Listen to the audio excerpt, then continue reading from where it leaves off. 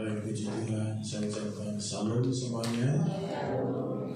Tapi saudara juga saya ucapkan salam bagi jemaat Tuhan yang ibadah melalui live streaming, melalui Facebook, dan online. Tuhan berkati saudara, dan saya mengundang jemaat untuk saling menyapa kanan kiri, muka belakang, katakan Tuhan Yesus memberkati.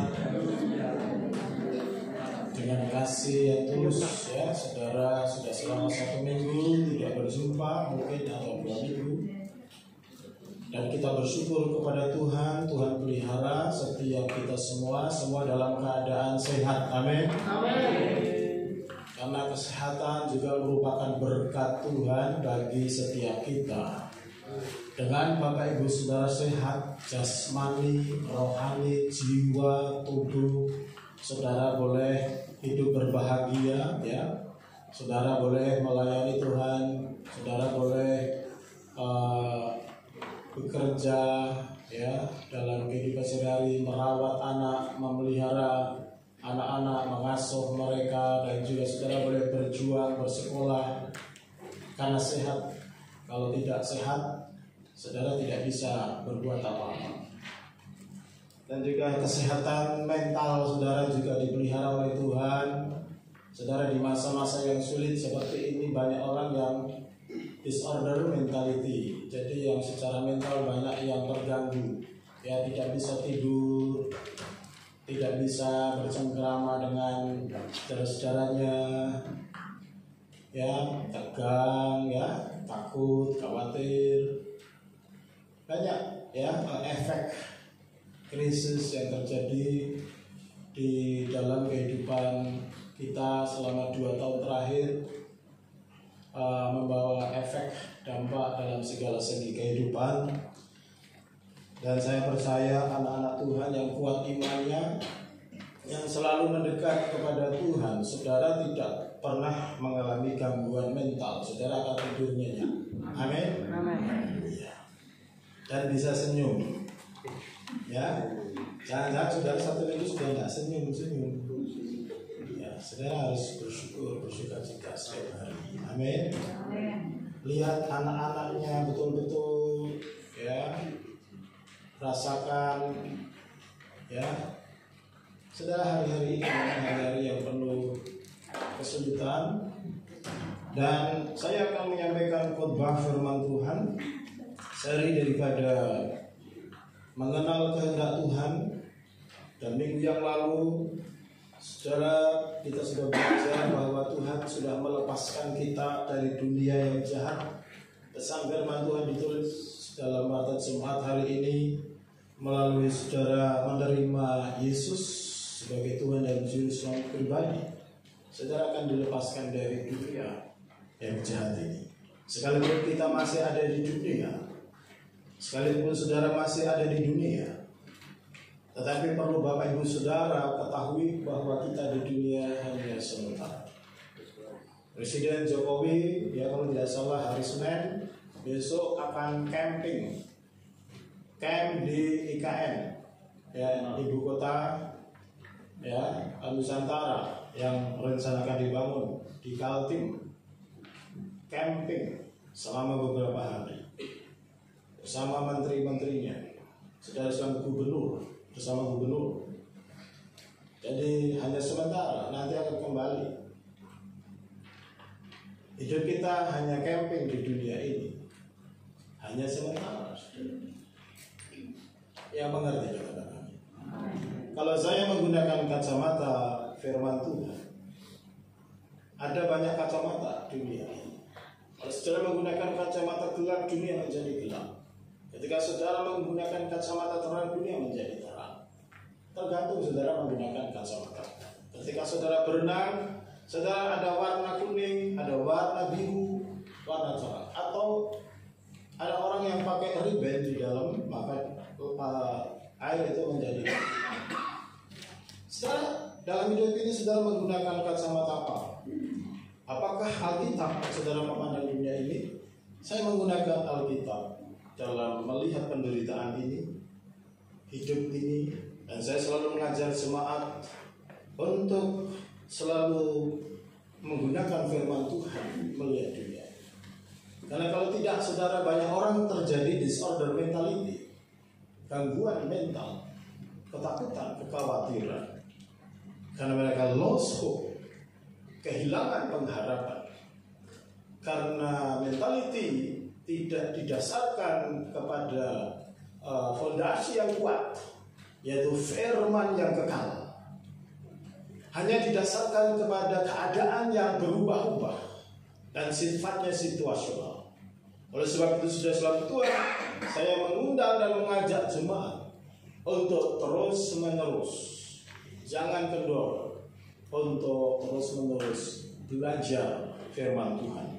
Yang mengerti. Amin. Bapak Ibu Saudara, pagi hari ini saya akan menyampaikan firman Tuhan dengan tema berjaga-jaga di hari yang jahat ini. Yang lalu Tuhan lepaskan kita dari dunia yang jahat. Hari ini Tuhan berfirman supaya kita berjaga-jaga di hari-hari yang jahat. Pembacaan firman Tuhan dari Matius pasal 24.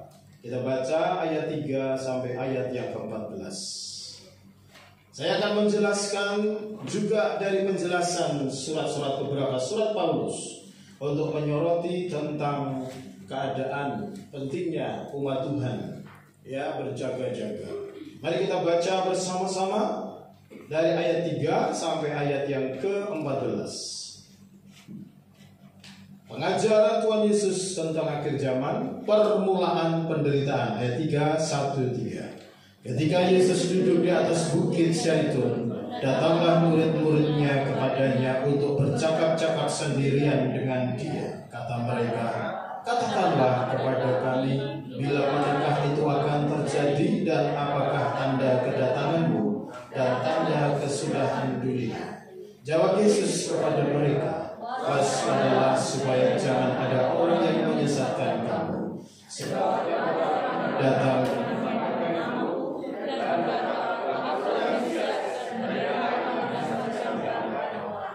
kamu akan mendengar atau kabar-kabar namun berawas-awas jangan kamu gelisah tapi belum dan sudah hanya. Ayat 7.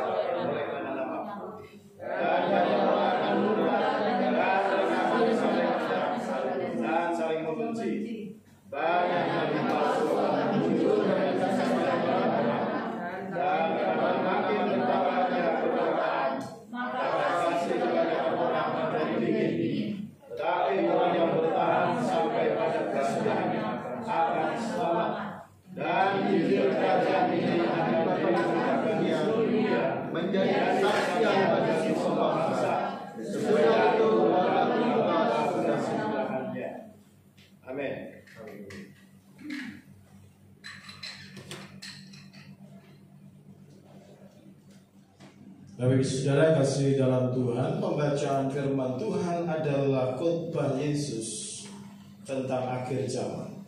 Kalau kita teliti, kita perhatikan, Yesus menyampaikan ini 2000 tahun yang lalu. Saudara, angka 2000 tahun bukan angka yang pendek. Dan Yesus sudah tahu apa yang terjadi.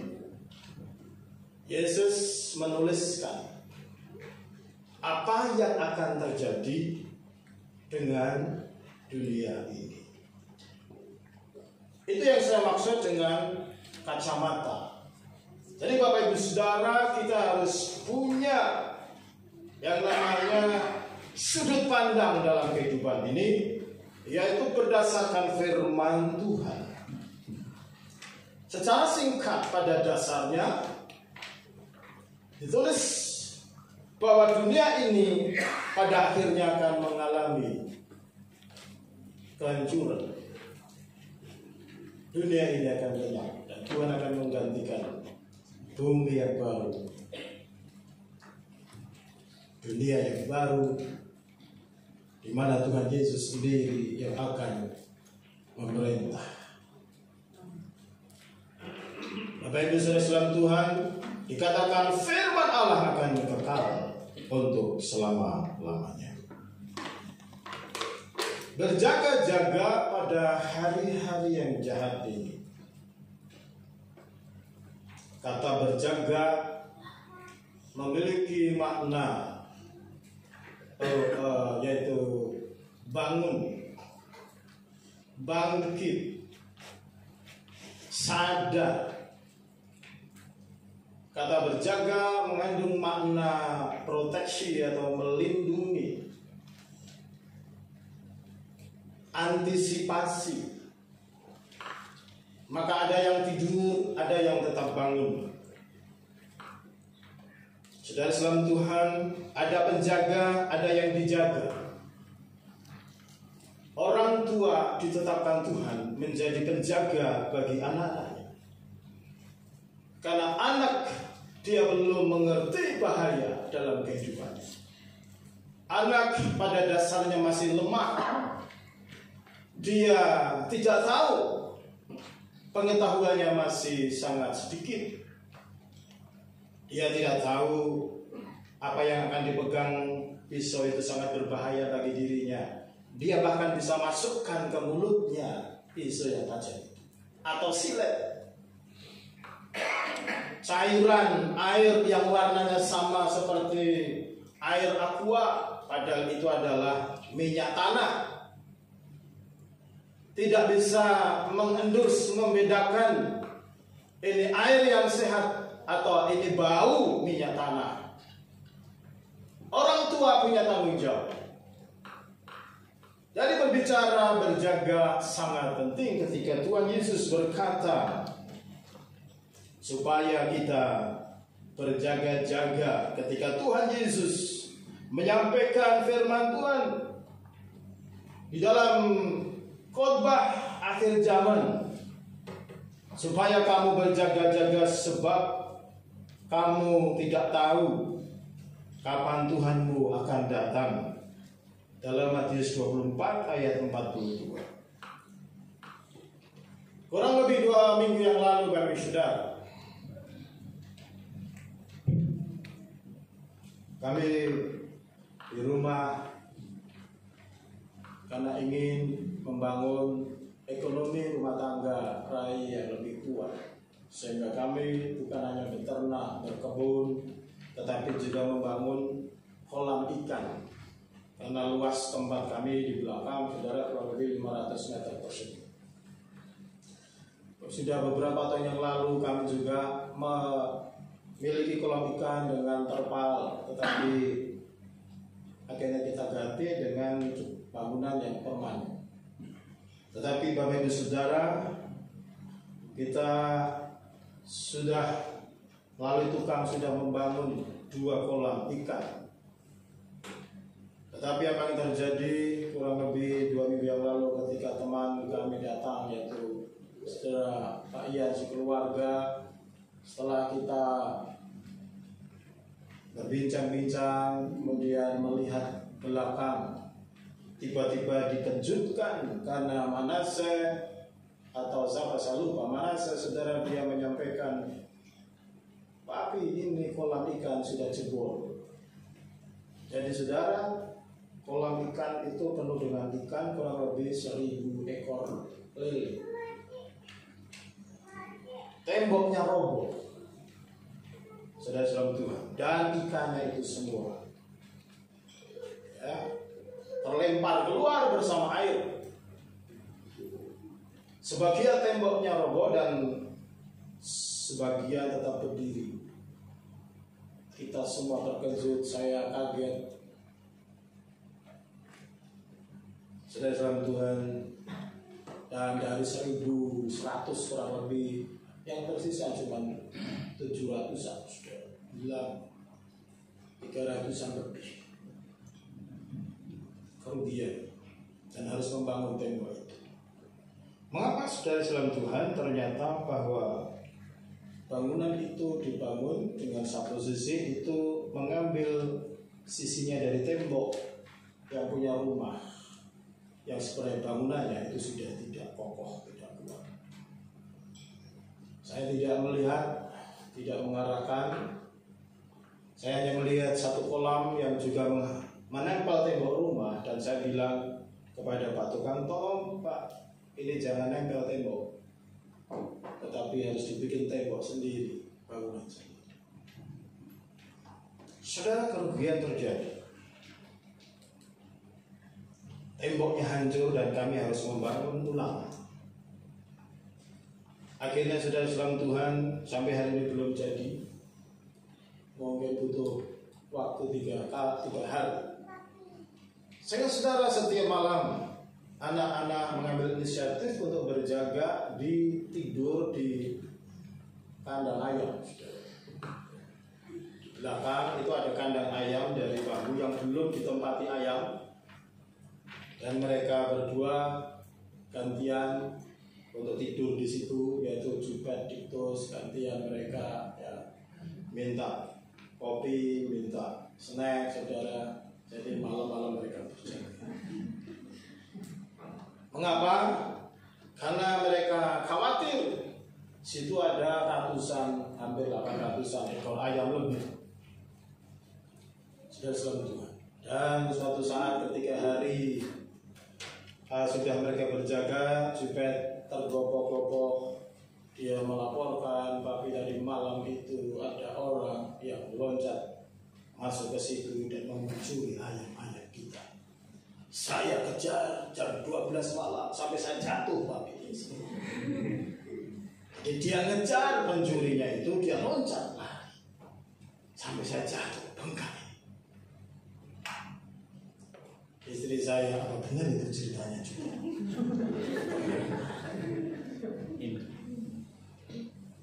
Ya saya bilang pasti benar. Anak kecil kalau ngomong itu pasti dari hati. Ya, kalau orang besar kadang-kadang ada licinnya.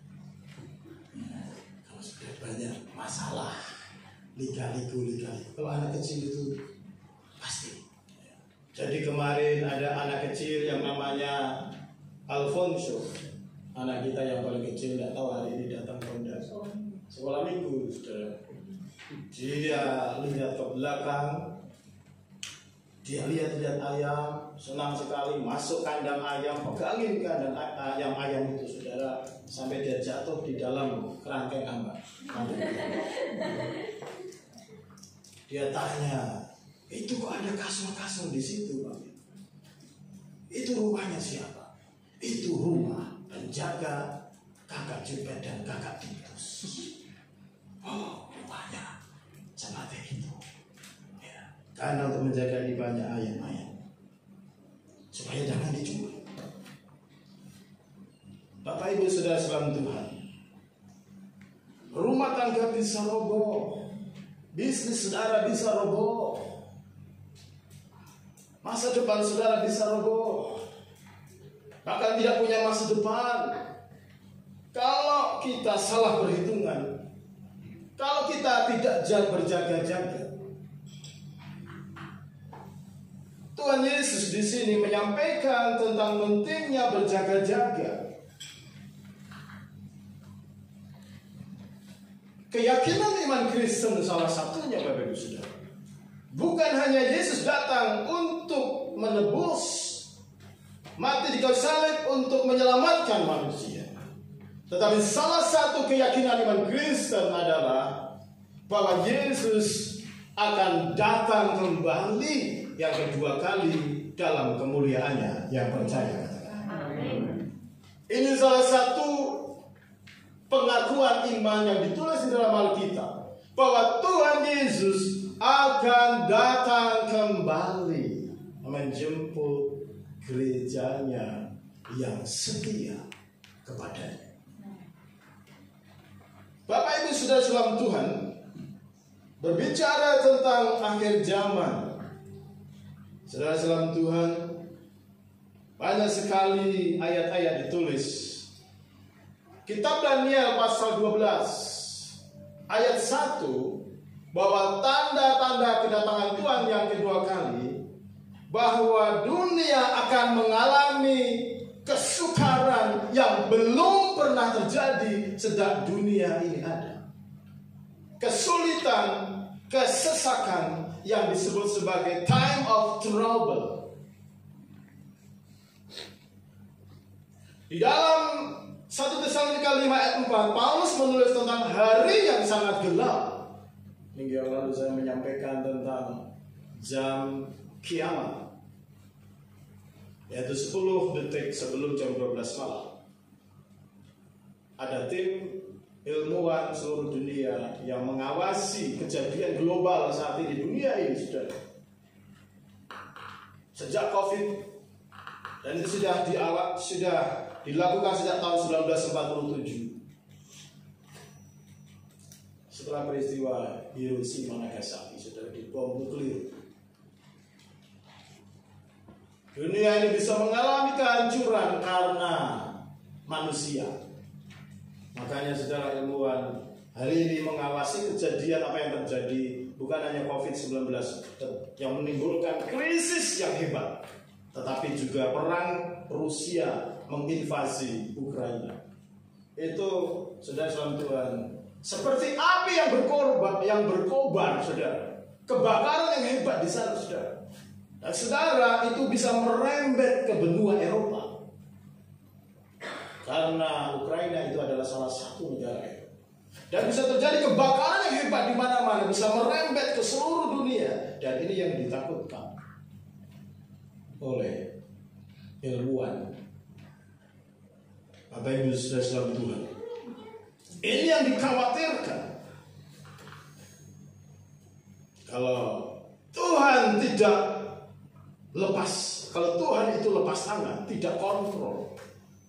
Di dalam 2 Tesalonika dikatakan Tuhan itu memegang dunia ini. Semua ada dalam kontrol Tuhan sehingga bisa tetap terkendali. Karena ada orang yang sangat jahat, saudara. Di dalam Alkitab dikatakan disebut antikristus, anti Tuhan, anti memuliakan Tuhan. Itu yang akan berusaha mengontrol dunia ini, yang akan menghancurkan dunia ini. Makanya Daniel melihat dengan visinya, dunia akan mengalami waktu yang disebut trouble, kesulitan, kesukaran yang luar biasa. Paulus menasihati Timotius dalam 2 Timotius pasal 3 ayat 1, supaya Timotius tetap tekun di dalam melayani Tuhan, karena kita berada di hari-hari yang terakhir. Karena pada hari-hari yang terakhir yang disebut dengan the end of day, itu akan ditandai dengan masa-masa yang sukar. Rasul Petrus memakai istilah kesudahan segala sesuatu sudah dekat.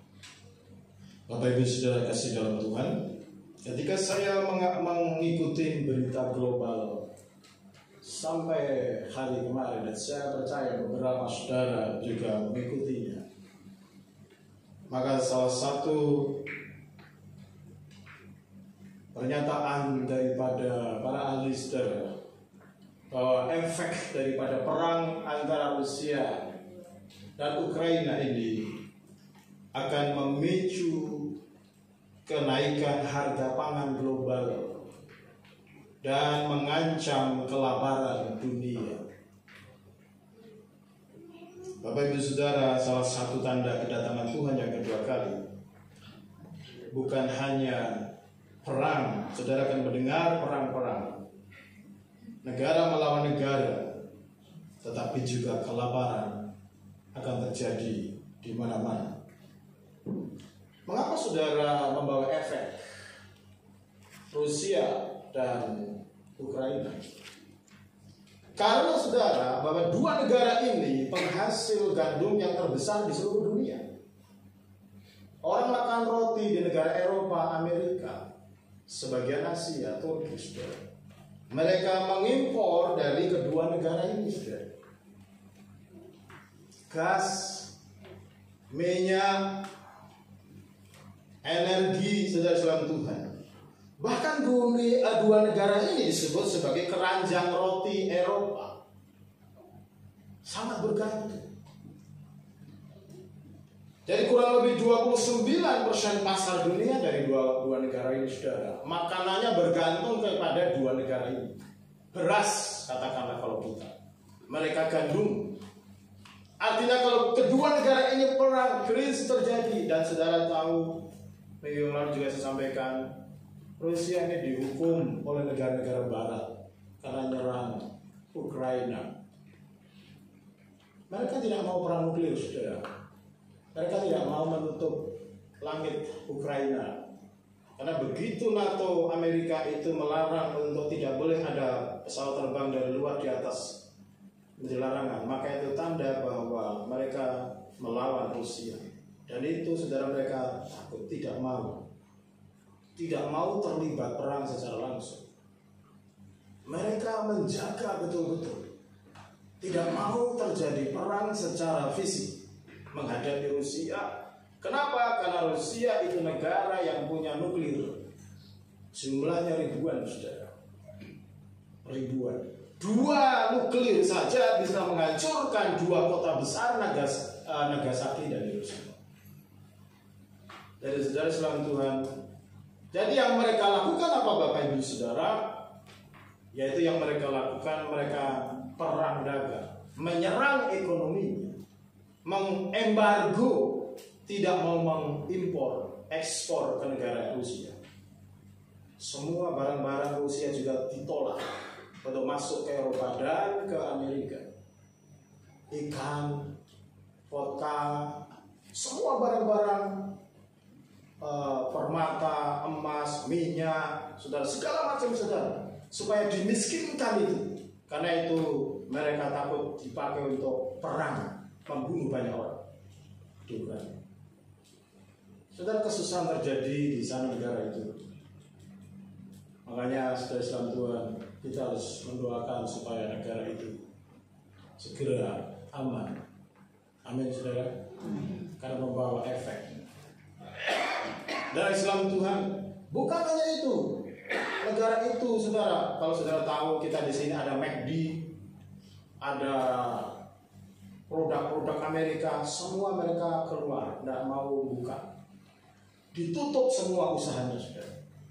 Jadi diisolasi itu negara itu. Mengerikan sekali. Dan Rusia membalas. Jadi sebenarnya kondisi kelaparan ketika dijelaskan oleh Alkitab ini, saudara, sangat masuk akal. Bahkan Indonesia sudah kena efeknya. Harga-harga sudah mulai naik. Kalau Indonesia, ya, sekalipun tidak secara langsung, saudara. Tetapi Bapak Ibu Saudara, ini kondisi negara Yaman saat ini puluhan ribu orang mengalami kelaparan, saudara. 16 juta meyakini mereka akan terancam kelaparan. Turki, saudara, itu juga bergantung 75%-nya impor dari gandum dari Rusia. Gandum dari Rusia. Turki itu adalah 7 gereja dulu yang ada di kitab Wahyu. Itu ada di negara Turki ini, saudara. Dan sekarang diguncang juga. Jadi Alkitab sedang digenapi. Firman Tuhan sedang digenapi. Apa yang Yesus katakan 2000 tahun yang lalu, apa yang Daniel katakan sekarang sedang mengarah ke sana. Mengarah kepada penggenapan firman Tuhan. Sehingga Petrus pernah menyampaikan, karena kesudahan segala sesuatu sudah dekat. The end of the day is at hand. Artinya sudah di tangan, sudah sangat dekat sekali. Apalagi kita yang hidup saat ini. Bapak Ibu Saudara yang kasih dalam Tuhan Yesus Kristus, dalam kondisi seperti ini, kita mulai mengerti bahwa hidup kita ini sesungguhnya sangat bergantung kepada anugerah Allah. day by day, bulan demi bulan, tahun demi tahun, kita benar-benar bergantung kepada anugerah Allah. Ya, mengerti, katakan amin. Bapak Ibu Saudara sekalian Tuhan, kita harus memiliki satu keyakinan iman yang harus kokoh dalam Tuhan. Baru saja pemimpin negara ini, presiden kita, dia menyampaikan di depan mahasiswa-mahasiswa ya di UNS Solo, dia curhat, telepon dari Jerman, dari Kanada, dari Jepang, merasakan efek dari perang ekonomi, perang proksi. Jadi dia mengatakan masa depan dunia semakin penuh ketidakpastian. Saudara, ini pemimpin yang menyampaikan karena dia tahu persis kondisi ini. Tetapi bagi saudara, kita punya Tuhan yang hidup, yang percaya. Saudara punya Tuhan yang hidup. Dia adalah presiden di atas presiden. Dia adalah raja di atas raja. Dia adalah yang berdaulat atas segala sesuatu. Dia yang memegang atas segala sesuatu. Yang mengerti, katakan amin. Dia yang memegang masa depan saudara. Amin. Masa depan keluarga saudara, masa depan bisnis saudara, masa depan anak-anak saudara. Yang mengerti, katakan amin. Amin. Karena ini kacamata Alkitab, kacamata firman Tuhan. Supaya kita berjaga di dalam kehidupan kita masing-masing. Jaga anak-anakmu, jaga dirimu sendiri untuk tetap beriman kepada Yesus, untuk tetap bergantung kepada Yesus. Jaga apa saja yang dipercayakan kepadamu. Jangan sampai engkau terhilang dan hanyut dalam dunia yang penuh dengan ketidakpastian. Kenapa? Karena di dalam Yesus itu ada kepastian. Amin. Di dalam Yesus masa depanmu sejahtera. Firman Tuhan katakan, Yeremia 29:11, rancangan Tuhan adalah rancangan damai sejahtera. Amin, saudara. Amin. Bukan rancangan celaka, tetapi rancangan damai sejahtera. Pegang firman Tuhan ini. Saudara kasih dalam Tuhan, itu adalah janji Tuhan. Jadi kalau kita melihat tanda-tanda kedatangan Tuhan yang kedua kali, saudara, Yesus mengajarkan akan ada banyak perang, ada banyak kelaparan, akan ada banyak gempa bumi, bencana, banjir di mana-mana. Saudara Tuhan, Australia, negara maju, ini sudah mengalami banjir di satu kota besarnya, kalau nggak salah di Sydney. Itu negara maju yang irigasinya sangat modern, tapi kok bisa banjir?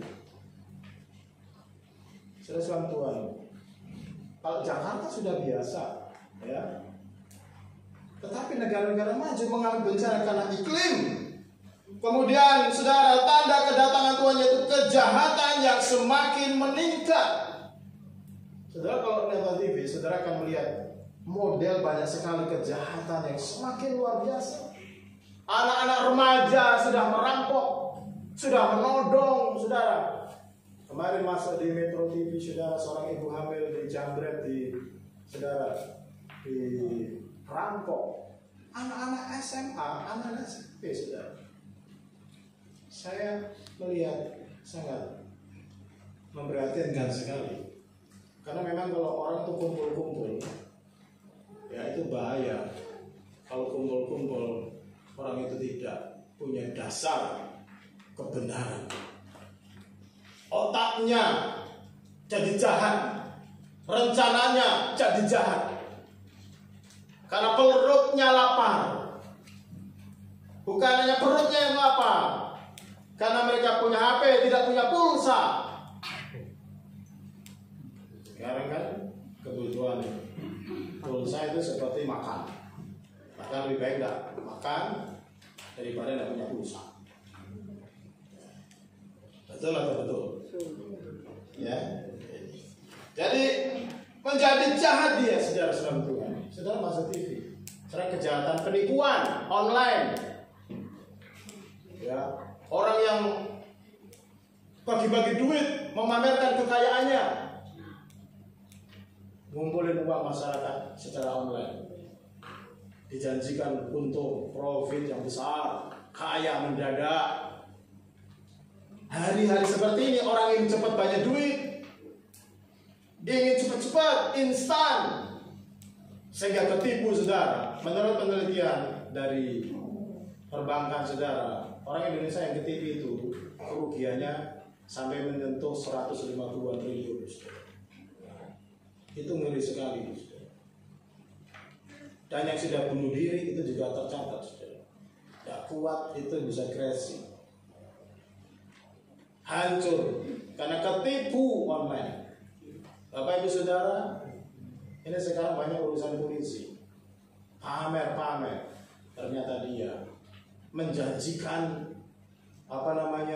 segala macam untuk dapat profit yang banyak, untung yang banyak. Kejahatan yang luar biasa meningkat, saudara. The love of many grow cold. Yesus katakan menjelang kedatangannya, kasih kebanyakan orang akan menjadi dingin. Lover of money, pencinta uang.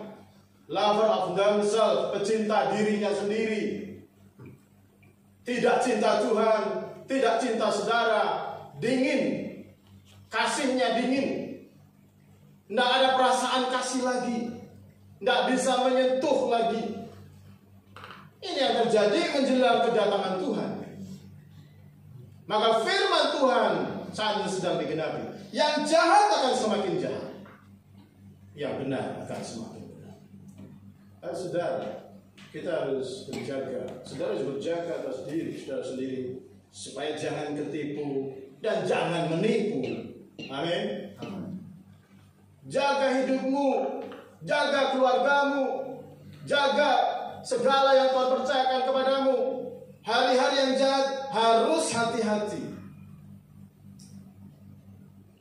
Harus selalu sadar.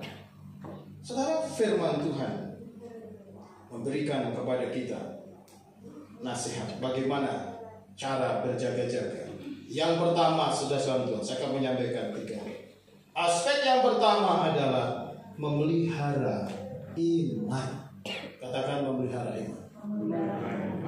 Mari lihat di dalam 1 Tesalonika pasal yang ke-5.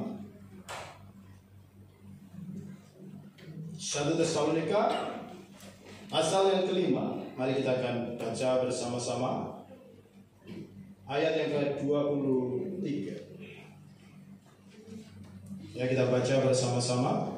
1, 2, 3. Semoga Allah damai sejahtera menguduskan kamu seluruhnya, dan semoga roh, jiwa dan tubuhmu terpelihara sempurna dan tidak bercacat pada kedatangan Yesus Kristus Tuhan kita. Bapak Saudara, Paulus menyampaikan ini dalam kaitan dengan nasihat supaya menjaga iman daripada umat Tuhan. Firman Tuhan mengatakan, semoga Allah damai sejahtera menguduskan kamu seluruhnya. Semoga roh, jiwa, tubuhmu terpelihara sempurna, tidak bercacat pada waktu kedatangan Yesus Tuhan kita. Jadi Bapak Saudara, yang pertama yang perlu kita jaga adalah manusia pribadi kita. Self, diri saudara sendiri. Yaitu pentingnya roh, jiwa, tubuh sempurna ketika saudara berhadapan dengan Kristus. Nanti saudara tidak ditolak, pintu tidak ditutup, saudara tidak bercacat jiwanya, hidupnya, tetapi saudara seperti pengantin wanita yang bersih, yang suci, yang kudus di hadapan pengantin pria. Saudara salam Tuhan, mempersembahkan kehidupan yang tidak bercacat celah. Jadi saudara, aspek yang pertama yang Tuhan mau ketika kita menyambut, kapan saja Tuhan bisa datang menjemput kita, atau kita harus kembali kepada Tuhan dengan tanda-tanda yang sudah Tuhan beritahukan kepada kita. Karena Tuhan tidak pernah datang tanpa memberitahu kepada nabi-nabinya atau hamba-hambanya. Dia menuliskan tanda, dia menuliskan simptom, gejala, dia memberitahu kepada semua manusia, kepada gerejanya, saudara. Jadi sudah selalu Tuhan bahwa dia akan datang. Tetapi saudara, firman Tuhan katakan dalam salam penutupnya Paulus kepada jemaat di Tesalonika, dalam doanya, saudara, semoga Tuhan yang penuh peace dan sejahtera, God of peace, He shall sanctify you, menyucikan hidup. Hidup yang kudus, hidup yang suci, hidup yang benar, baik hati, pikiran, bahkan tubuh tidak bercacat di hadapan Tuhan. Saudara, tubuh di sini bukan berarti fisik, tetapi itu menyatakan yaitu wholeness, seluruh keberadaan kita. Ada orang yang cacat fisiknya, tidak bisa jalan, tapi hatinya tidak cacat, pikirannya tidak cacat. Tetapi ada orang yang utuh tubuhnya, tangannya ada, kakinya ada, tetapi pemalas, tapi membuat banyak kejahatan. Itu cacat mentalnya, hati.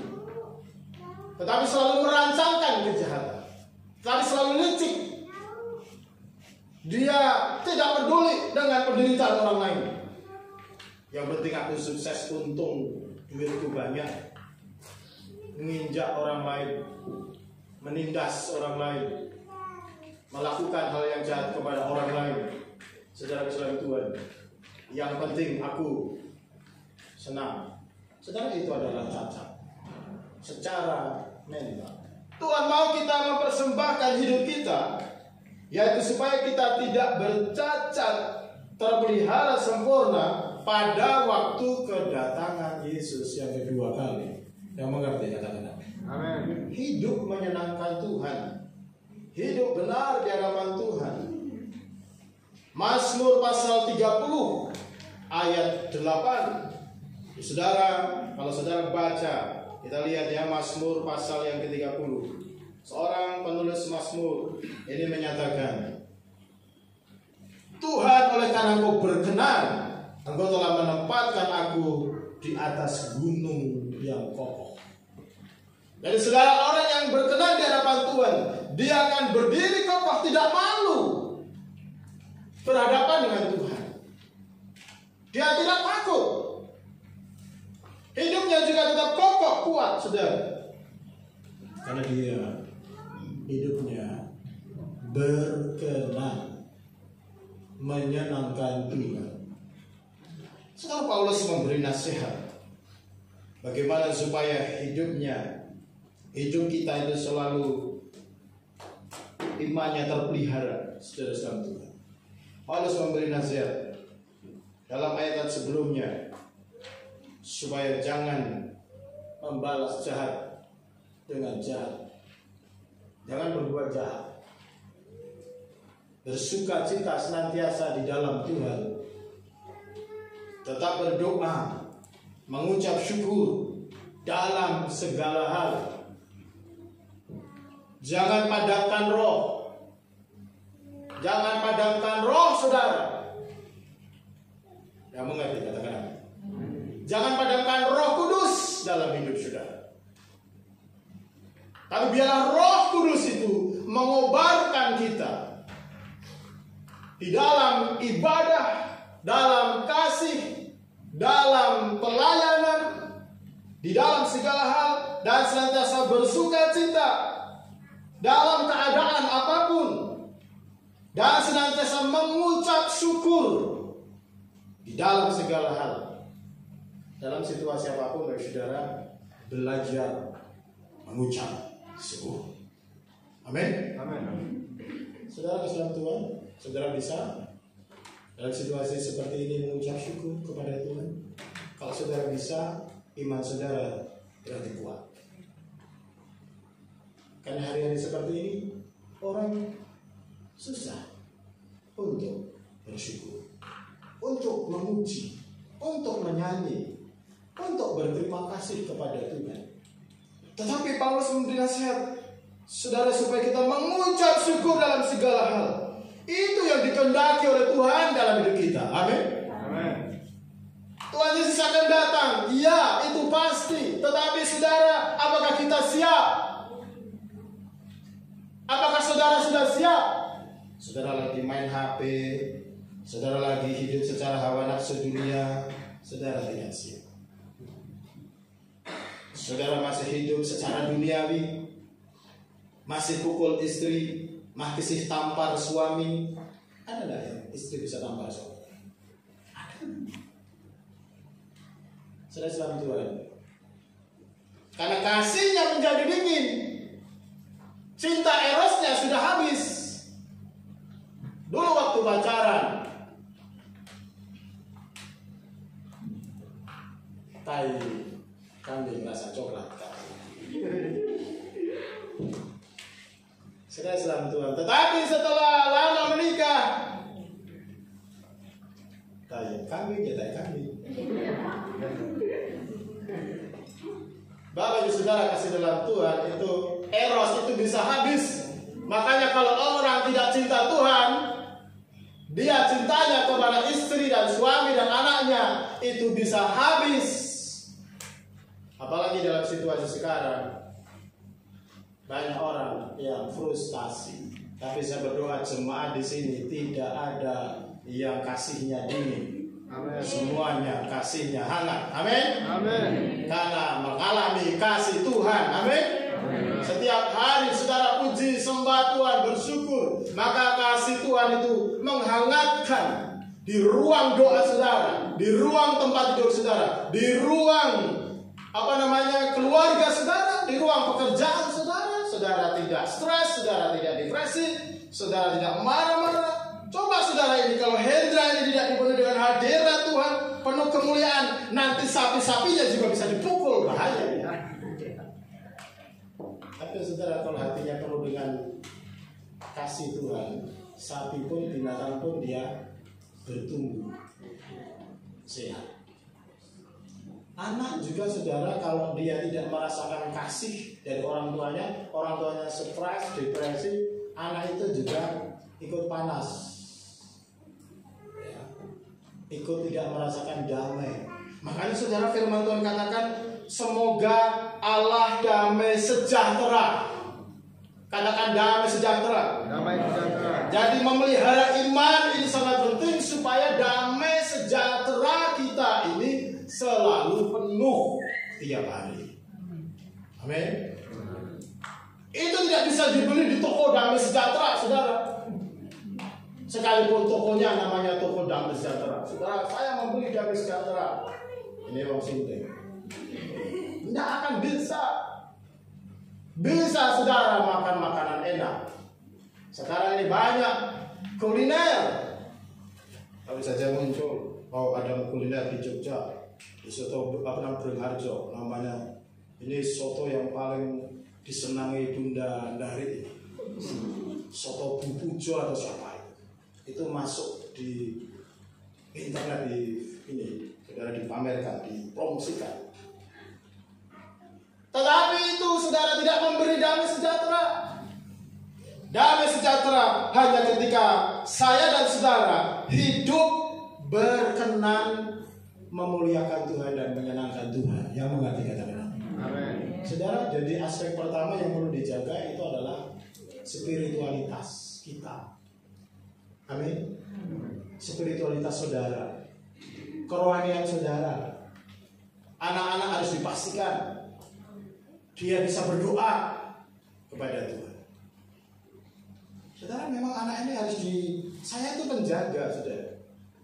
Beberapa dari saudara, sebenarnya saudara itu juga penjaga. Saya penjaga juga. Bukan hanya menjaga jemaat supaya tetap apinya menyala, melayani Tuhan, mengasihi Tuhan, tapi menjaga anak-anak yang dipercayakan kepada Tuhan, kepada saya. Pagi-pagi mereka harus berdoa. Tapi namanya anak, saudara, kadang-kadang mereka juga ada malas-malasnya, kacau-kacaunya. Tapi harus ditertibkan lagi. Itu namanya penjaga. Kembali ke jalan yang benar. Kembali ke firman Tuhan. Tapi saudara, itu namanya penjaga. Namanya penjaga, saudara. Orang yang berkebun, dia juga penjaga atas kebunnya. Dia tiap pagi datangi itu kebunnya. Beternak juga datangi itu ternaknya. Sudah makan belum? Sudah disirami belum? Orang yang bisnis datangi itu bisnisnya. Apa yang tidak beres? Orang yang berkebun bukan hanya menanam, setelah itu dia tidur 1 bulan, 3 bulan datangi, tidak datangi mau mengharapkan panen. Ini orang yang nggak benar. Tahu-tahu dia sudah habis, itu dimakan pulang. Tahu-tahu tarenya kuning semua, ya, sayurnya kuning, kangkungnya kuning, karena tidak dijaga. Sekarang aspek pertama adalah rohani kita. Itu bicara diri sendiri, saudara harus bisa menjaga orang percayakan kepada saudara, juga harus menjaga dirimu sendiri. Amin. Kalau saudara orang sudah dewasa rohani, saudara bisa menjaga orang lain. Yang kedua, saudara, yaitu hubunganmu dengan Tuhan juga harus dijaga. Mari kita lihat di dalam 1 Petrus pasal 4 ayat yang ke-7.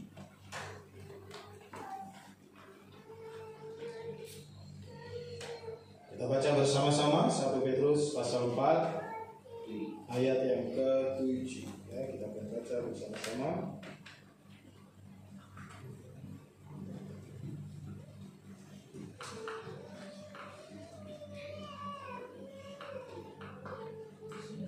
Satu, dua, tiga. Sudah segala sesuatu sudah dekat. Karena itu kuasailah dirimu dan jadilah tenang, supaya kamu dapat berdoa. The end of all things is at hand. Segala sesuatu, saudara, firman Tuhan sudah dekat. Karena itu kuasailah dirimu, jadilah tenang, dan supaya kamu bisa berdoa.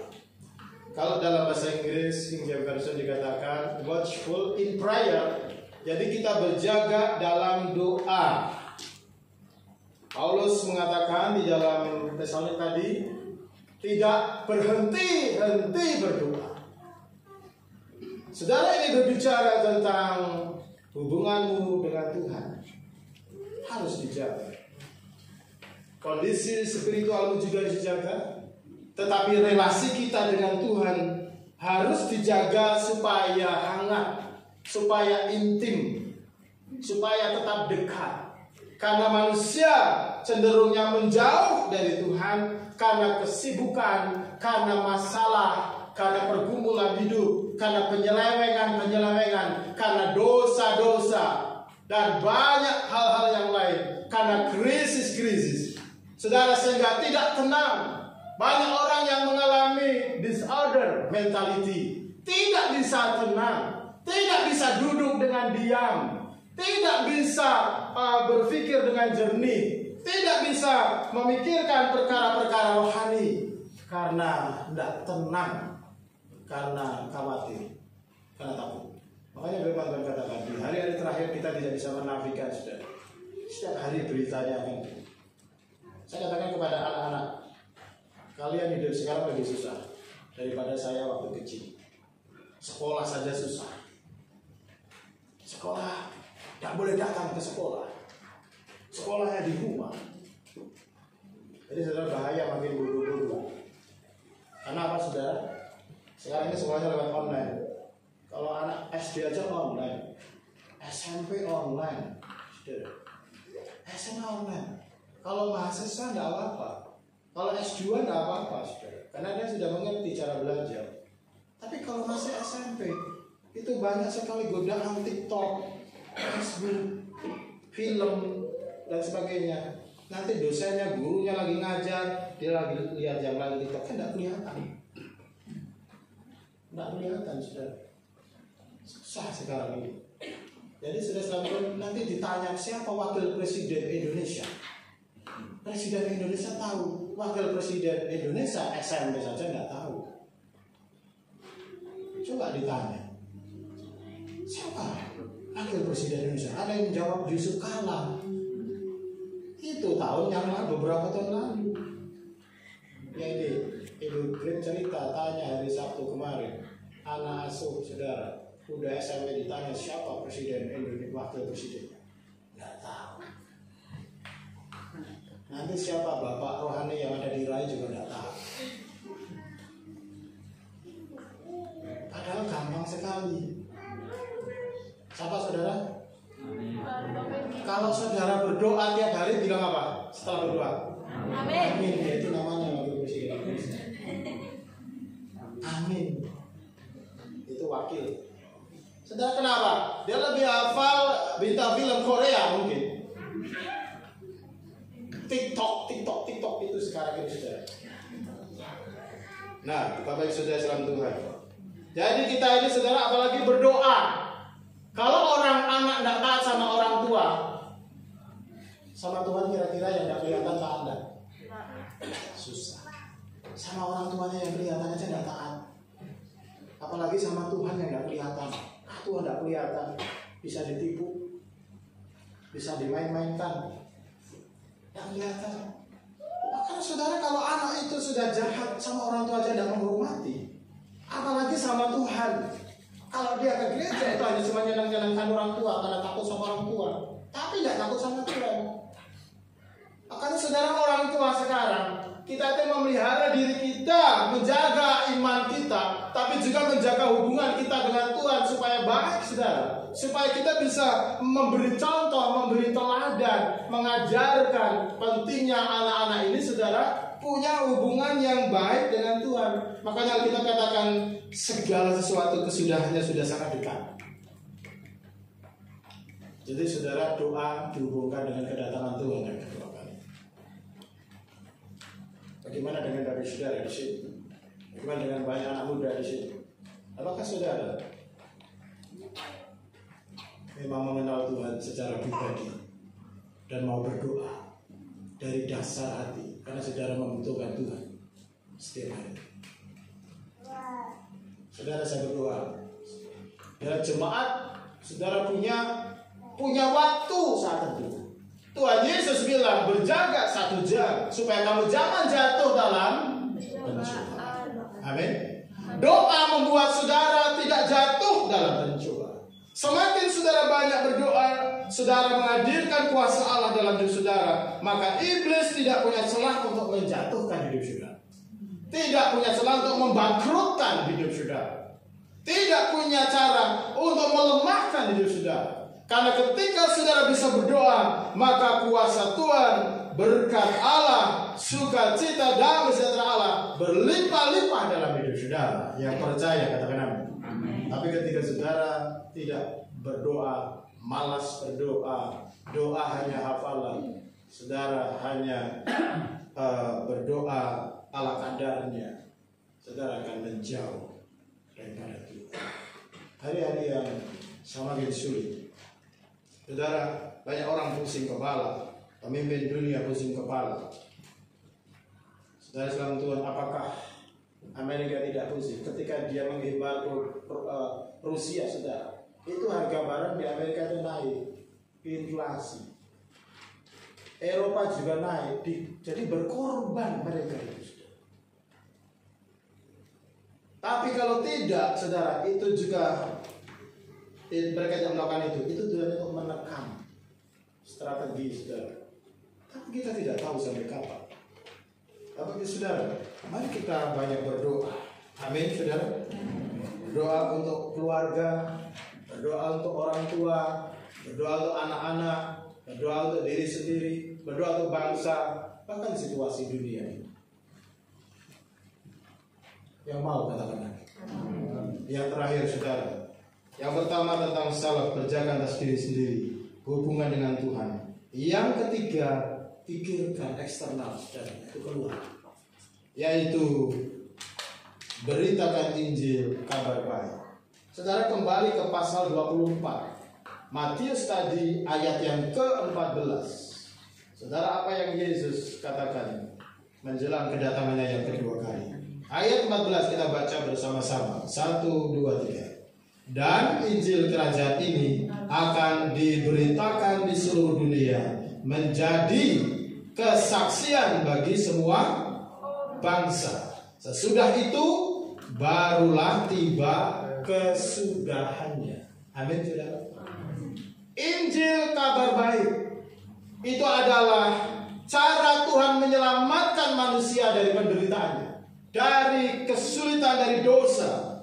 Makanya saudara, kita berjaga-jaga dengan tetap melayani Tuhan melalui mau memberitakan Injil kepada orang lain yang mau katakan. Karena Yesus katakan bahwa Injil ini harus diberitakan.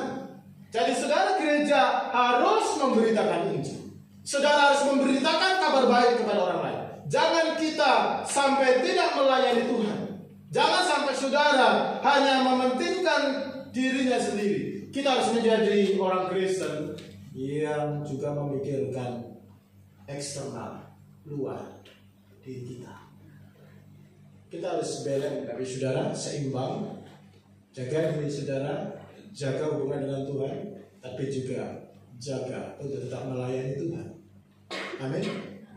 Tetap memberitakan firman Tuhan, memberitakan Injil. Sebab dunia ini akan hancur, dunia ini akan lenyap. Manusia yang di luar Injil akan binasa. Jadi saudara, gereja dipanggil untuk memberitakan kabar baik. Dunia ini penuh dengan kabar yang busuk, penuh dengan kabar yang buruk, saudara. Tetapi kita punya kabar yang baik, bahwa Yesus Kristus adalah jalan kebenaran dan hidup, yang membawa orang akan mengalami pemulihan, damai sejahtera, kemenangan dan masa depan yang baik, yang kekal di dalam surga kerajaannya sampai selama-lamanya. Amin, saudara.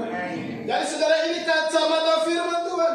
Ini yang disebut perspektif ilahi. Dan saudara, anak-anak Tuhan harus mengerti bahwa solusi dari semua problem manusia, kemiskinan, kebodohan, sakit penyakit, penderitaan, perang, kebencian, kepahitan, kekecewaan, itu hanya Yesus yang mengerti. Katakan, hanya di dalam Yesus. Di luar Yesus, manusia itu sama dengan binatang. Dia hidup hanya untuk dibinasakan. Saudara, kita manusia itu makhluk yang sangat mulia, tetapi setan telah membuat manusia menjadi hina, terhina, dan dibinasakan. Tetapi Yesus, dia disebut sebagai Adam yang terakhir. Dia adalah anak Allah yang hidup. Yesus, dia menyampaikan Injil ini akan diberitakan di seluruh dunia. Preach the gospel in all the world. Ke seluruh dunia. Khotbahkan kabar baik. Sampaikan, menjadi orang Kristen yang menjadi saksi. Selamatkan generasimu, selamatkan kelompokmu, komunitas-komunitasmu, teman-temanmu, keluargamu dengan Injil, dengan beritakan firman Tuhan. Selamatkan mereka. Saudara, saya punya generasi. Ada anak-anak ini punya generasi sendiri. Jemian sini masih umur 9 tahun, dia punya generasinya sendiri, harus diselamatkan. Saudara umur 40 tahun, selamatkan generasinya. Selamatkan kelompok atau komunitasmu. Di mana Tuhan tempatkan, beritakan Injil.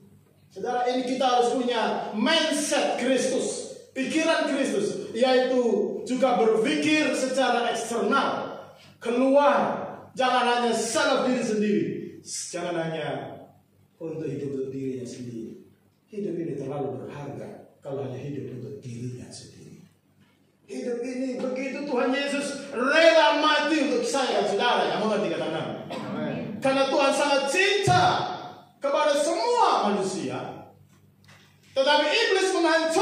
manusia. Peperangan ini saudara sebenarnya karena kebencian. Rumah tangga yang hancur karena cinta diubah menjadi benci. Perang suatu negara, kasih diubah menjadi benci karena kebencian. Saudara, kalau orang sudah benci, itu bisa terbaca dari tulisan-tulisannya di medsos.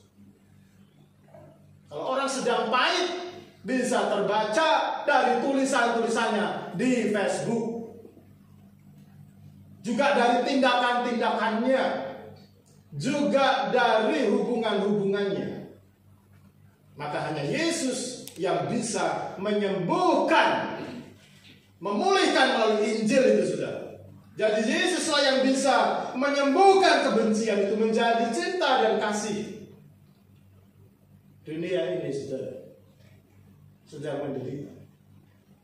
Tetapi anak-anak Tuhan yang mengerti firman Tuhan ini, Yesus berkhotbah memberikan sudut pandang kepada kita. Injil yang akan diberitakan seluruh dunia menjadi kesaksian. Baru tiba kesudahannya. Orang yang bertahan sampai pada kesudahannya. Hingga saudara, Yesus berkata, orang yang bertahan. Apa artinya, saudara? Firman Tuhan dengan jelas. Ayat sebelumnya, ayat 13 coba. Dulu ayat 13 ya. Orang yang bertahan sampai kesudahannya akan selamat. Siapa di sini yang mau binasa? Saya percaya tidak ada. Siapa yang engkau punya anak tapi anakmu menderita dan binasa? Saya percaya tidak ada. Tetapi saudara, orang yang apa? Bertahan di tengah penderitaan. Karena banyak orang yang murtad di akhir zaman ini, saudara. Banyak orang yang akan juga meninggalkan Yesus.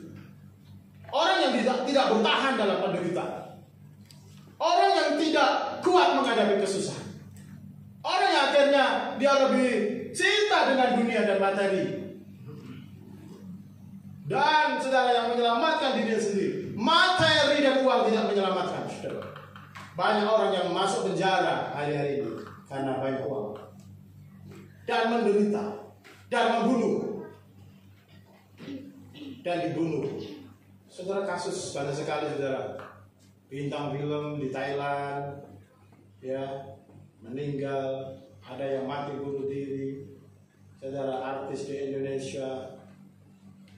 Saudara, frustasi. Tidak ada Injil, tidak ada kasih Tuhan, tidak ada Kristus.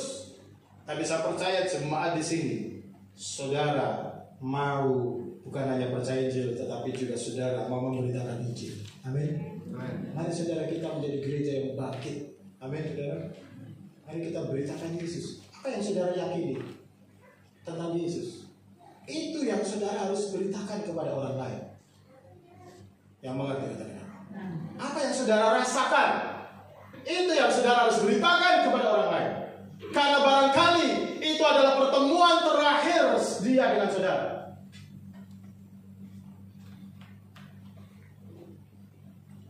Saudara, di Ukraina banyak orang menderita. Saudara, kemarin baru masuk berita satu kota, saya lupa namanya, saudara. Itu rumah sakit anak-anak, rumah sakit ibu melahirkan, saudara, dibom. Banyak yang meninggal. Dan saudara, sudah pejabat di sana, wali kota, dia bilang sudah tidak bisa lagi menguburkan secara layak. Sudah tidak bisa lagi menguburkan di tempat yang layak. Dibikin lubang yang berapa meter. Dan di situ saudara, semua orang digotong, dimasukkan seperti sampah dimasukkan. Karena banyak orang banyak yang hidup di bawah bunker-bunker di stasiun kereta. Di bunker-bunker zamannya Uni Soviet 40 tahun yang lalu dipakai, tidak pernah dipakai, sekarang dipakai lagi, saudara. Mereka terjebak, saudara.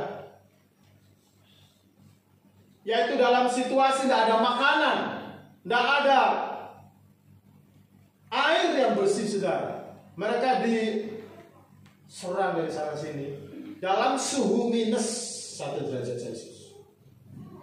Saudara tahu, kita aja sudah AC tiap hari saudara, kalau saudara 10 derajat Celcius, itu dinginnya luar biasa. Apalagi minus 1 derajat Celcius, minus. Kita suhu normal sekarang ini. Ini paling ini 22 derajat. Itu minus. Tidak ada makanan. Penderitaannya luar biasa. Dan mereka ketakutan kena bom.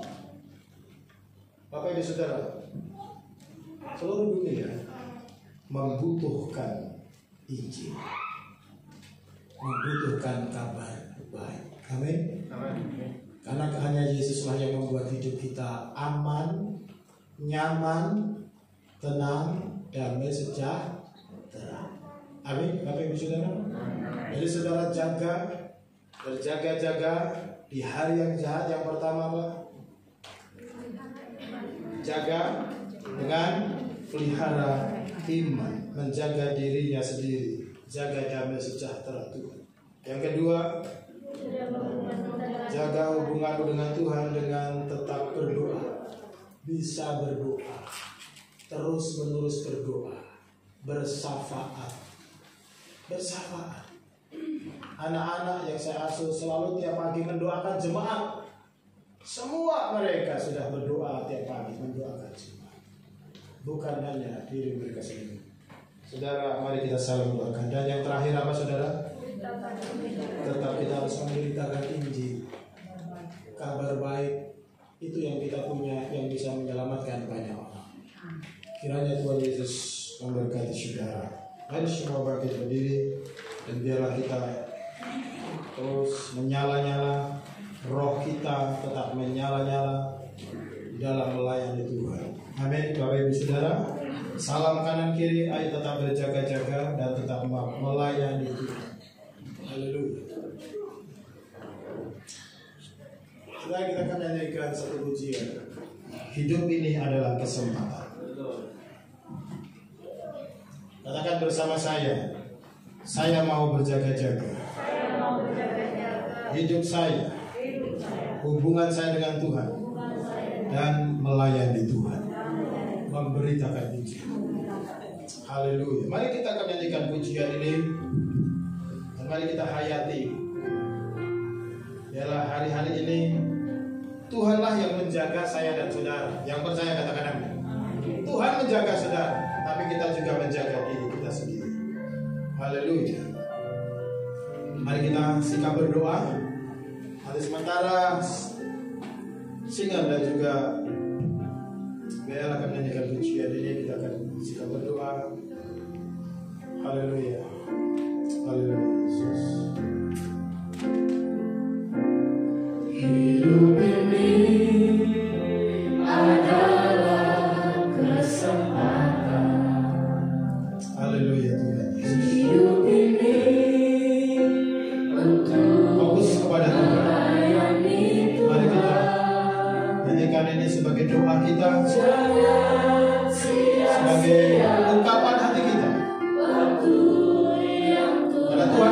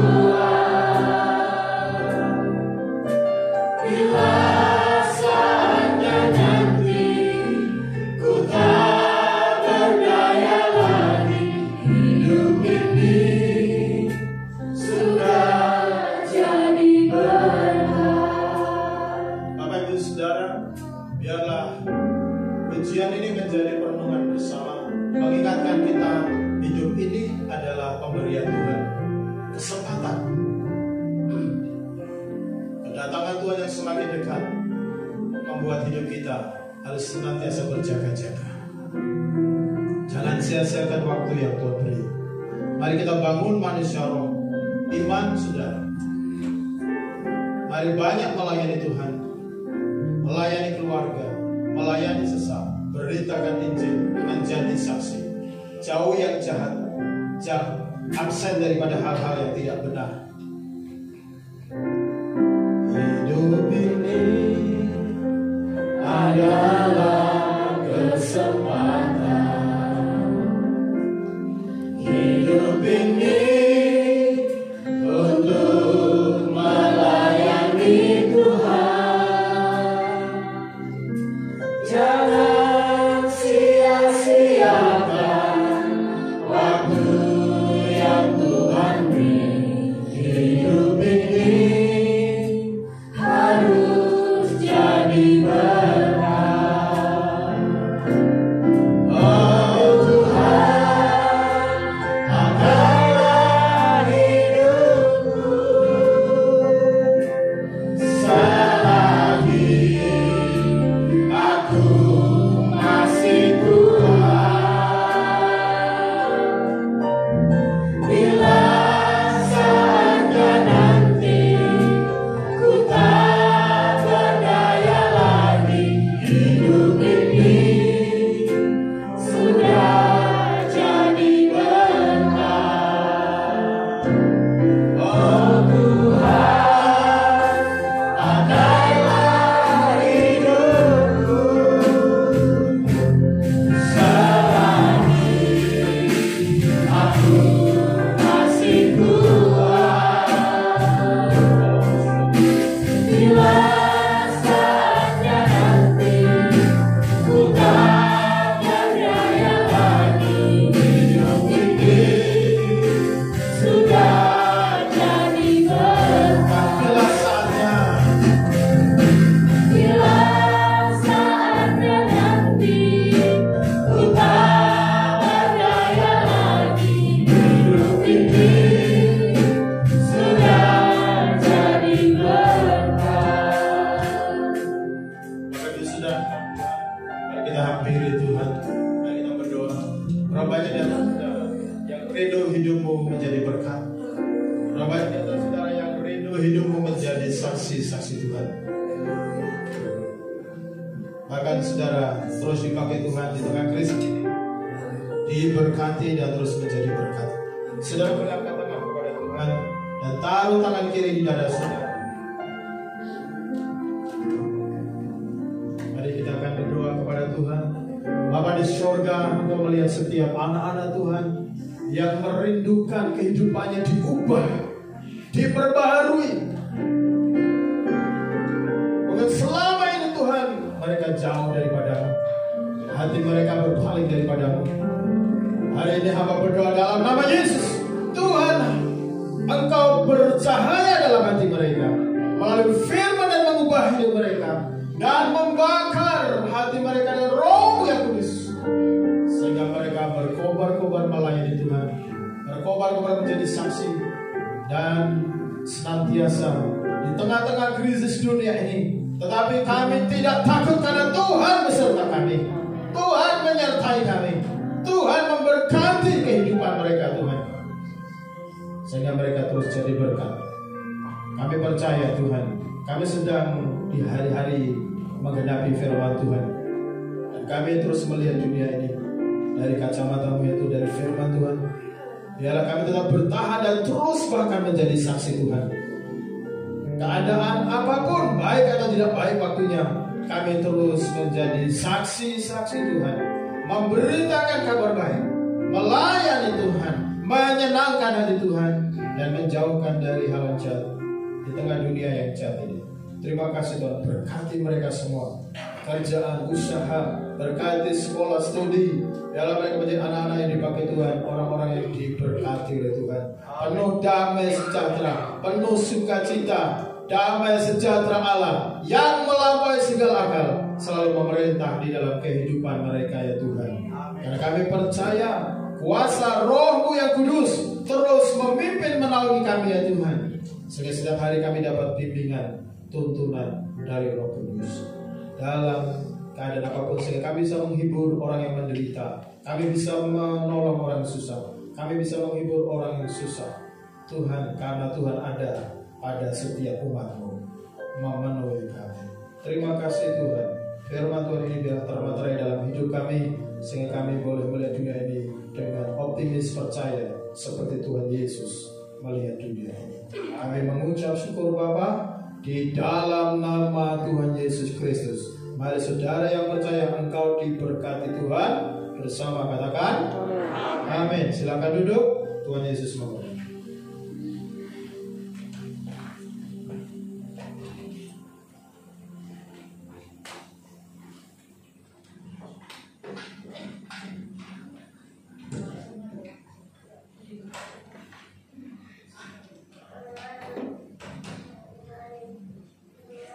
Puji nama Tuhan.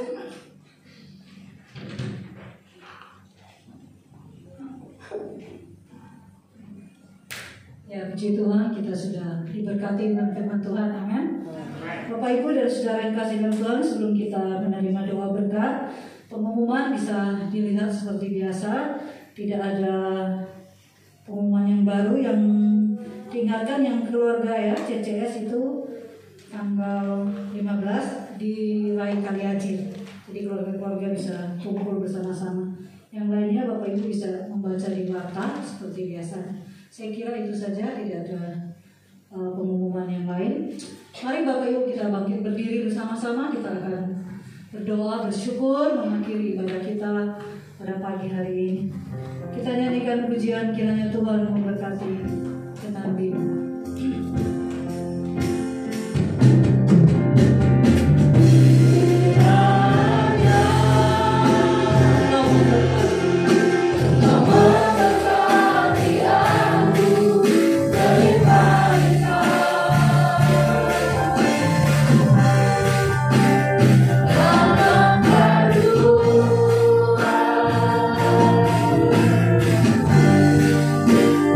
God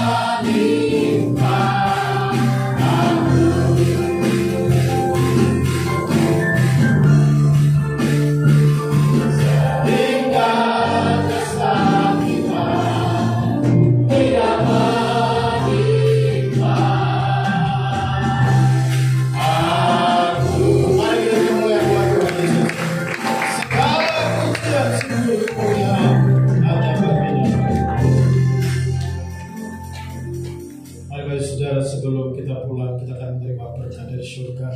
Angkat tanganmu dan arahkan wajahmu kepada Tuhan Yesus, Dia menjadi sumber berkat, pertolongan dan kasih karunia dalam segala kehidupan. Tuhan berkati umat-Mu. Ketika kami akan pulang, kiranya anugerah dan kemurahan kasih perlindungan Tuhan, penyertaan oleh Roh yang Kudus menyertai setiap umat Tuhan. Oleh sebab itu Bapak Ibu Saudara dikasih Tuhan, mari pulang dan terimalah berkat dari surga. Tuhan memberkati kau dari Sion.